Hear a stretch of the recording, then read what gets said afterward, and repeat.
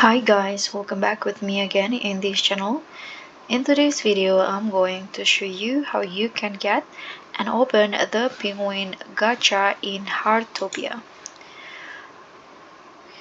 So if you're looking for to collect the most adorable pets in Heartopia, the Penguin Gacha is packed with super rare penguin variants and exclusive winter rewards. And in here, I'm going to show you how you can get it and also how to open it. So to get the Penguin Gacha, you just need to finish some quests from the winter frost season, and after that you can get the Penguin Gacha as the reward, such as from fishing or a certain event. And to open it, you can just open your backpack and find the Penguin Gacha like this. Hit on open, and here I'm gonna just open all.